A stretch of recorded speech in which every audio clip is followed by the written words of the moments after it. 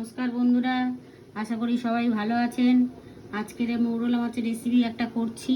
মৌরলা মাছ সরু সরু করে আলু, কাঁচা টমেটো, পেঁয়াজ কালি, আর পাকা টমেটো, কাঁচা লঙ্কা, নুন, লঙ্কা, হলুদ, তেল দিয়ে আলু দিলাম, এর মধ্যে কাঁচা টমেটো দিলাম, এর মধ্যে পেঁয়াজ দিয়ে দিলাম, কাঁচা লঙ্কা চেরানোটা দিলাম, টমেটোটা দিয়ে দিলাম, দিয়ে এর মধ্যে বন্ধুরা দেখুন এবারে দিচ্ছি মৌরলা মাছটা।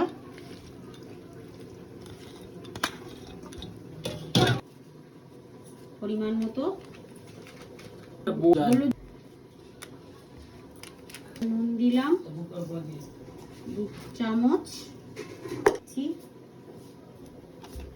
এটাকে মাখিয়ে নেব। মাখিয়ে 5 মিনিট রেখে দিচ্ছি। দেখুন কত সুন্দর লাগছে। গ্যাসটা জ্বালিয়ে দিলাম, কড়াই তেল দিচ্ছি। তেলটা এবার গরম হয়ে গেছে।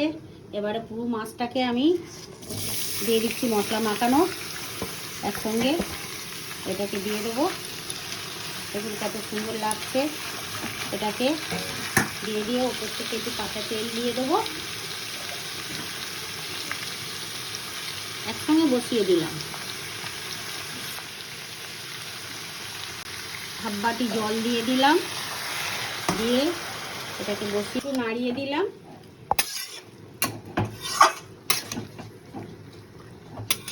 দিয়ে এবার চাপা দিয়ে দেবো। ঢাকা দিয়ে দিলাম। 5 মিনিট পরে খুলবো। এই 5 মিনিট পরে খুলছি। একটু নেড়ে দিই। বন্ধুরা কত সুন্দর কালার এসেছে। এটাই হচ্ছে বাটি চচ্চড়ি, মৌরলা মাছের বাটি চচ্চড়ি।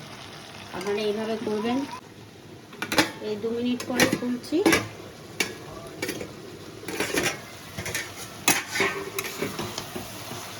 দেখুন কত সুন্দর কালার এসেছে। এবারে হয়ে গেছে। আলুটা সিদ্ধ হয়েছিল কিন্তু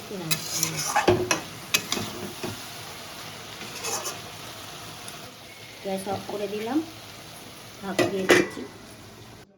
হ্যালো বন্ধুরা, দেখুন মৌরলা মাছের বাটি চচ্চড়ি কত সুন্দর কালার এসেছে। তো এইভাবে করবেন। ভালো লাগলে লাইক করে দেবেন, ঠিক আছে।